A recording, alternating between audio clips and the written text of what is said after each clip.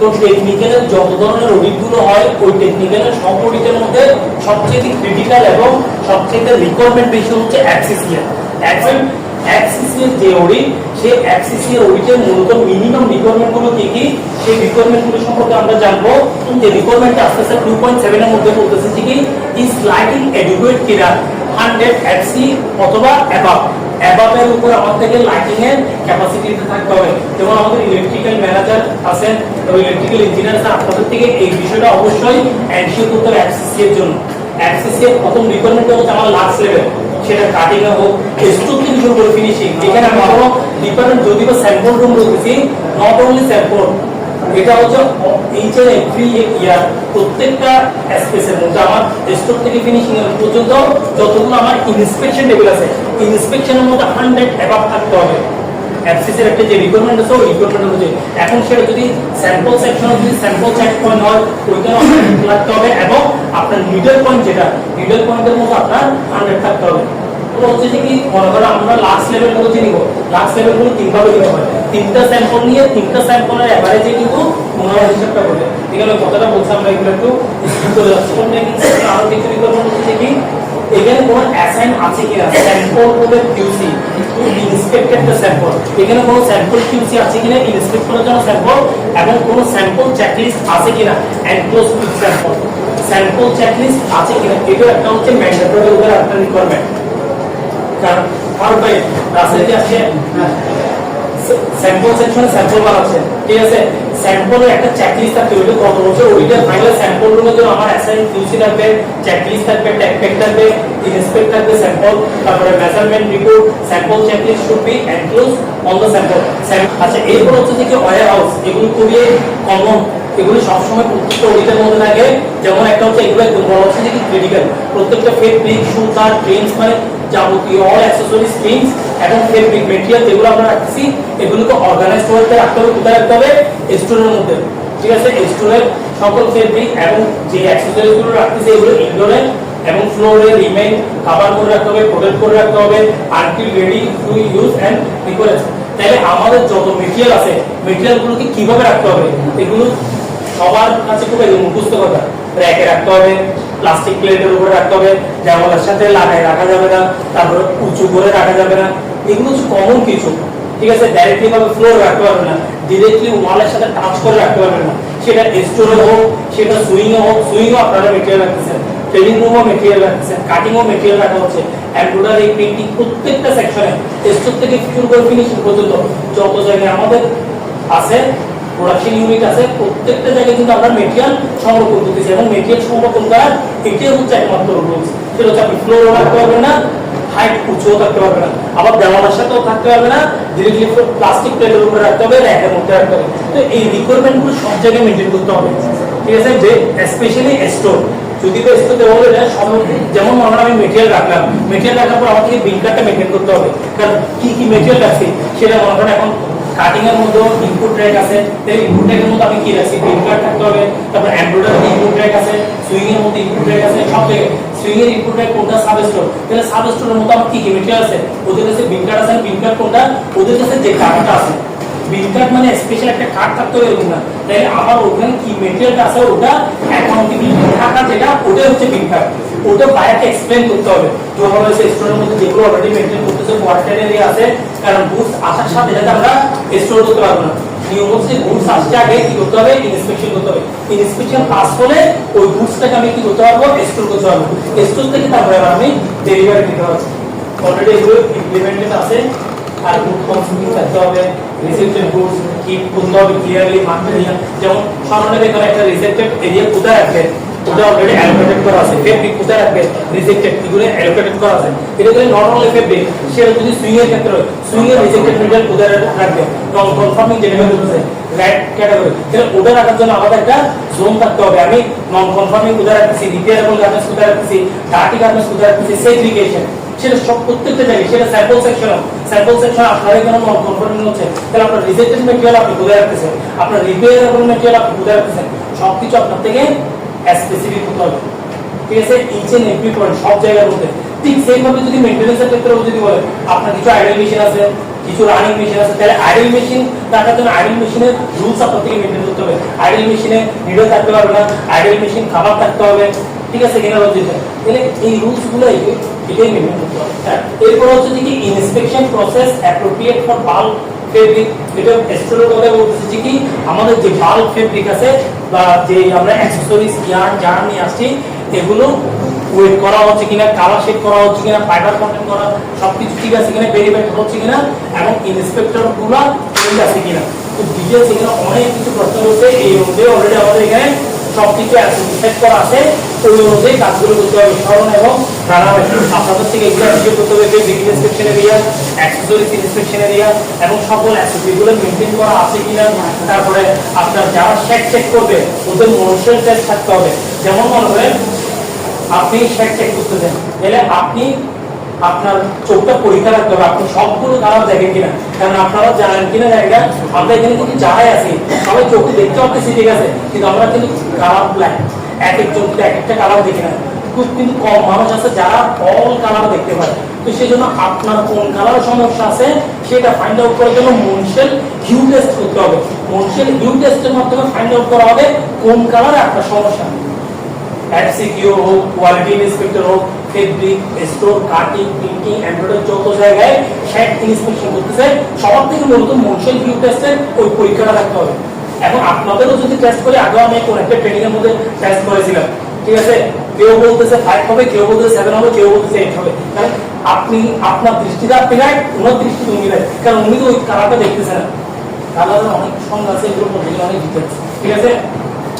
তো ওই সেজন্য মনশেল হিউ টেস্টটা থাকতে হবে। কিছুদিন আগে আমাদের ওটির মধ্যে ফেব্রিক ইন্সপেকশনে একজন মনশেল হিউ টেস্টটা পাওয়া থেকে ফেব্রিক নেই নিড টু ডুইং 100। আচ্ছা, যাদের থেকে আমরা ফেব্রিক আনতেছি বা অ্যাকসেসরি আনতেছি ওরা 100% ইন্সপেকশন করতেছে কিনা ওদের রিপোর্টটা আমাদের থেকে কালেক্ট রাখতে হবে। সেটা হচ্ছে অ্যাকসেসরিজের যারা দায়িত্বে আছে এই ফেব্রিক এবং অ্যাকসেসরিজ ওনারাই কালেক্ট করবে। সাপ্লায়ারদের ডাটা, সাপ্লায়াররা কি ইন্সপেকশন করছে ওই ডাটাটা, ঠিক আছে। এখানে কোন পয়েন্টে চেক করতেছেন, 4 পয়েন্ট নাকি 10 পয়েন্ট, আমরা 4 পয়েন্ট ফলো করতেছি ফেব্রিক ইন্সপেকশনের ক্ষেত্রে। তারপরে ল্যান্ড আইটেম যদি হয়ে থাকে মেটেরিয়াল ইন্সপেকশন এগুলোর ক্ষেত্রেও 4 পয়েন্ট ইন্সপেকশন করতেছি, ঠিক আছে। রিপোর্টগুলো ওয়েল অর্গানাইজ থাকতে হবে, তারপর ডিফেক্ট মুকআপ থাকতে হবে, হ্যাং থাকতে হবে। ডিফেক্ট মুকআপ কোথায় হ্যাং থাকবে, যেমন ফেব্রিক ইন্সপেকশনের ক্ষেত্রে ফেব্রিকের ডিফেক্ট মুকআপ হ্যাং থাকবে, ঠিক আছে। তাহলে আমার ডিফেক্ট মুকআপ এখানে বলতেছি কি ডিফেক্ট মুকআপ হ্যাং থাকতে হবে। তাহলে ডিফেক্ট মুকআপটা গেলে কি আমি কি ফেব্রিক সেকশনে গেলে কি হ্যাং করবো, তাহলে আমার থেকে অল এরিয়াতে অ্যাকসেসরিজের মধ্যে ডিফেক্ট মুকআপ হ্যাং থাকতে হবে, সুইং এর মধ্যে ডিফেক্ট মুকআপ হ্যাং থাকতে হবে, প্রিন্টিং এর মধ্যে ডিফেক্ট মুকআপ হ্যাং থাকতে হবে। একটু মাথায় রেখে ওই রিকোয়ারমেন্টগুলো মিট করতে হবে। তো এখানে আরো কিছু রিকোয়ারমেন্ট কথা বলতেছে, যেমন ইন্সপেকশন প্রসেস এই অ্যাপ্রোপ্রিয়েট থাকতে হবে, বাল্ক টিমস অ্যাকসেসরিজের মধ্যে quality, weight, colour, verify, inspector. তাহলে অ্যাকসেসরিজ ইন্সপেকশন এরিয়া অ্যাসপেক্ট এবং clean cut for IQC inspection. IQC বলতে ইনকামিং কোয়ালিটি কন্ট্রোল। তাহলে ইনকামিং যত আমার মেটেরিয়ালগুলো আসছে ওগুলো কোয়ালিটি কন্ট্রোল করা হচ্ছে, সেটা অ্যাক্সেসরিজ হোক সেটা ফেব্রিক হোক। তারপরে ইন্সপেকশন রেকর্ড। তাহলে এই তিনটা রিপোর্ট সবকিছু আপনারা ঠিক থাকতে হবে এবং রাখতে হবে। তারপর আপনারা এখানে গল্পটা যেগুলো হচ্ছে কি IQL 1.5 লেভেল 2 এটা অলরেডি আমরা করতেছি কাউন্টেবল আইটেমের ক্ষেত্রে। আর নন কাউন্টেবল আইটেম হলে 10% ক্ষেত্রে 10% বলতেছি as like S fabric inspection 4 point method, ঠিক আছে হইছে।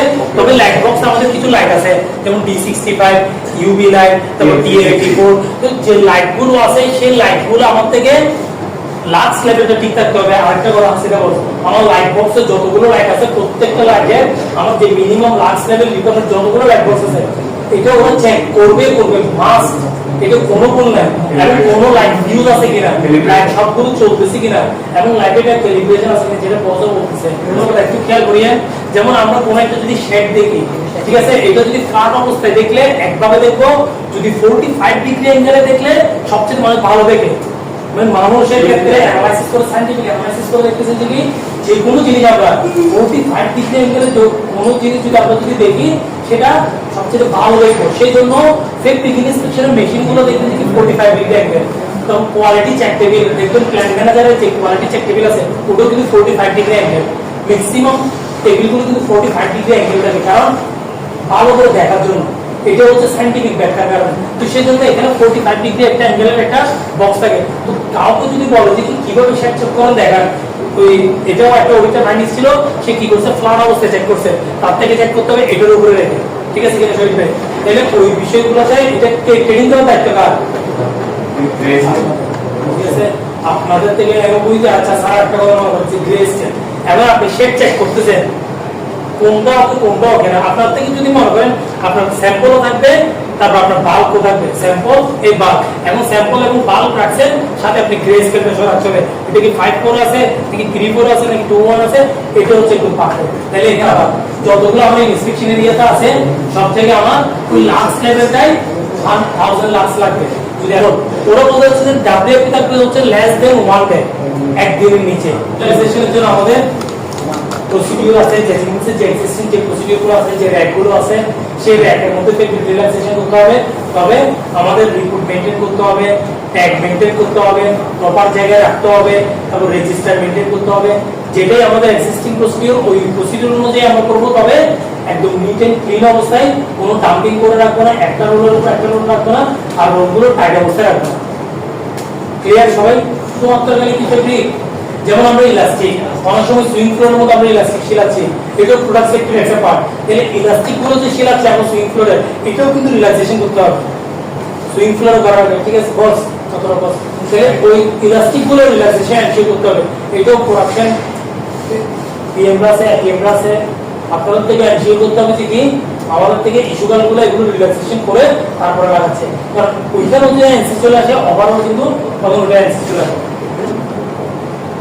তারপরে স্প্রেডিং পদ্ধতিতে আমাদের মেথডোলজিটা অ্যাকসেপ্টেবল কিনা, এটা অবশ্যই মেথডোলজি আমাদের এখানে অ্যাকসেপ্টেবল, কারণ আমাদের এখানে অটোমেশন ইউজ হচ্ছে। এবং আমার স্প্রেডিং এর লেয়ার হাইটটা কতটুকু হতে পারবে, কারণ আমি মনে করেন এটা লেয়ার দিতে আসি প্লাই আর কি, এক পিস দিলে হচ্ছে প্লাই, এখন প্লাই দিতে দিতে যে লেয়ারটা হচ্ছে লেয়ার হাইটটা কতটুকু হবে, এখন যত বেশি দিব তত বেশি পারো না, আমার প্রোডাকশনটা বেশি হবে, কিন্তু সেটা আমার ইচ্ছা মতো হবে না। কারণ আমার সেটা হচ্ছে বায়ারের একটা রিকোয়ারমেন্ট আছে, লেয়ার হাইট যত বাড়বে আমার তখন নাইফ মেশিনে সেটা কাভার করবে না, তখন আমার কোয়ালিটিটা খারাপ হবে। সেজন্য স্পেসিফিক লেয়ার হাইট থাকতে হবে, সেটা হচ্ছে ডিভিশনের উপরে আপনার সিঙ্গেল জার্স হলে কত, ফ্লিস পে বিক হলে কত, ওই অনুযায়ী আমাদের থেকে মেনটেন করতে মাউন্ট পাই এগুলো মেনটেন করতে হবে। ঠিক আছে, তো ওই অনুযায়ী আমাদের অলরেডি আপনার একটা লেয়ার হাই কন্ট্রোলের একটা রুলস থাকছে, ওটাই আপনাদের এখানে একটা সাবস্টোরের মতো আছে, উপরে 4 তলায় একটা সাবস্টোর আছে, আবার 3 তলায় সুইং ফ্লোরে, সেকেন্ড ফ্লোরে, আবার স্টোরের মধ্যে একটা সাবস্টোর আছে। সব জায়গায় আমরা কাঠপ্যানেল গুলো রাখতে হবে, তাহলে ওইখানে কাঠপ্যানেল গুলো সবগুলো আমাদের থেকে প্রপার ওয়েতে রাখতে হবে। কিভাবে রাখতে হবে? সাফিসিয়েন্ট স্টোরেজ স্পেস থাকতে হবে। প্রজেক্টিভ ম্যাটেরিয়াল গুলো রাখার জন্য এটা ওই কাটিং কে দেখা যাচ্ছে, কিন্তু কাটিং এরকম নাই, কিন্তু আমাদের আসা হচ্ছে এটা এরকম আসা হচ্ছে এখানে স্টোরের ক্ষেত্রে, কিন্তু কাটিং একটা আছে। যেমন এই যে এই মাউটা আপনাকে বলছি, আপনার যে কাটপ্যানেল রিজেকশনের যে র্যাকটা আছে, আপনাকে বলছি এরকম করে ফেলার জন্য ডেজিগনেটেড টেবিল থাকতে হবে ইনস্পেকশনের জন্য। যেমন আপনার কাটিং কোথায় কাটারম্যান না কোথায় মনে করেন যে কাটিং কিউসি কোথায় চেক করতেছে, তাহলে ডেজিগনেটেড একটা টেবিল, ওখানে কিন্তু আপনার অ্যালোকেটেশন সেপারেট টেবিল থাকতে হবে। তারপর আপনি টপ বটম মিডল চেক করতেছেন, যেগুলো করতেছেন এগুলো এগুলো দেখাতে হবে, এগুলো হিসেবে রিপোর্ট রেডি রাখতে হবে। এগুলো তো ডেইলি ওয়ার্ক আমাদের, কারণ তো যাই হোক তো রিপোর্টগুলো এগুলো রিভিউ করে রাখবেন সব কিছু। তো কারেক্টিভ অ্যাকশন প্ল্যান থাকতে হবে, যত জায়গায় ফেলিওর আছে সেটা আপনার অ্যাকিউরেট ফেল হোক, সেটা আপনার ওই ললোরিক বান্ডেলোরিক ফেল হোক, যত জায়গায় ফেলিওর আছে ফেলগুলোর কারেক্টিভ অ্যাকশন প্ল্যানগুলো থাকতে হবে with proper documentation, signature, all row সবকিছু কমপ্লিট, সব জায়গায় এগুলো কমপ্লিট থাকতে হবে। তবে বেস নাম্বার, নট নাম্বার মানে সবকিছু কমপ্লিট থাকতে হবে। এরপর হচ্ছে ফিউজিং হিট সেল এরিয়াতে কোয়ালিটি অ্যাকসেপ্টেবল কিনা, মেশিন রেগুলারলি ক্যালিব্রেট হচ্ছে কিনা এবং রেকর্ডটা মেইনটেইন হচ্ছে কিনা। যেমন একটা আছে হচ্ছে আমাদের লেজার কাটিং এরিয়াতে আছে ফিউজিং ইনস্পেকশন ক্যালিব্রেশন রেকর্ড আছে, তবে হিট সিল সব জায়গায় আমাদের ডাটা শিট মেইনটেইন হচ্ছে কিনা, টাইম শিট মেইনটেইন হচ্ছে কিনা, ডাটা শিটের সাথে ম্যাচ করতেছে কিনা, ক্যালিব্রেশন ঠিক মতো হয়েছে কিনা, যেগুলো শরীরে দেখতেছে, এই প্রত্যেকটা বিষয়গুলো আমাদের থেকে ঠিক রাখতে হবে। Each and every area fusing এবং হিট সিল এরিয়াগুলো যে করতেছি কিনা আমরা মেশিন, যেমন আমরা থার্ড পার্টি ক্যালিব্রেশন করতেছি, আবার ইন্টারনাল ক্যালিব্রেশন করতেছি, এই ডাটাগুলো ঠিক আছে কিনা, কোনোটা এক্সপায়ার হয়েছে কিনা, রিকোয়ারমেন্টের শেষ নেই, এগুলো দেখে জানাতে হবে হিট সিল কোয়ালিটিটা হাই। তো আফটার ওয়াশের পর আমরা চেক করতেছি কিনা রিপোর্ট, সেটা প্রিন্টিং এ হোক, সেটা হিট সিলে হোক, আফটার ওয়াশ আমরা চেক করতেছি কিনা। তারপর হ্যান্ড ফিউজিংয়ে কাটিং টেবিল অনুযায়ী মনে করেন রেফারেন্স স্যাম্পল আমাদের এখানে এভাবে রাখতেছেন, আমাদের এখানে যেভাবে রাখতেছেন ওটা অর্গানাইজ করে রাখবেন। আমাদের এখানে প্যাটার্ন হিসাবে রাখতেছেন, যখন আমাদের গ্যাপে খুব সুন্দর একটা রিকোয়ারমেন্ট দিচ্ছে জানেন, গ্যাপ আপনার মার্কারগুলা 5 দিতে বলছে, মানে এক এক অডিটের এক এক নিয়ম, কত সুন্দর সুন্দর রিকোয়ারমেন্ট মনে করেন বোঝা যাচ্ছে কি আপনার এটা মার্কার এটা যদি এই অবস্থায় যদি রাখেন, সবাই একটু জিনিসগুলো থিঙ্কিং করেন কি সুন্দর কোয়ালিটি, আমরা যত কিছু ইমপ্লিমেন্ট হয়েছে সবগুলো কিন্তু বাইরের রিকোয়ারমেন্টই, মনে করেন এটা একটা মার্কার, এটা রাখছে, এটা তো নরম ব্যাপার, এটা পাস করতে পারে নষ্ট হয়ে গেছে, অনেক কিছু হয়, এটা ওই সারে আসার পর অনেক হাউস কিপিং ঠিক করছে, যত কিছুই করুক তারপরে এটা পাস করতেছে টুকরা যাচ্ছে না, গ্যাপে বলতেছি যে এখানে 5 থাকতে হবে, কিরকম 5 আমরা 5 ইঞ্চি বা 4 ইঞ্চি 3 ইঞ্চি কিছু পিভিসি পাইপ দিচ্ছি না, এরকম 5 থাকবে, 5 এর ভিতরে ঢোকা রাখতে হবে।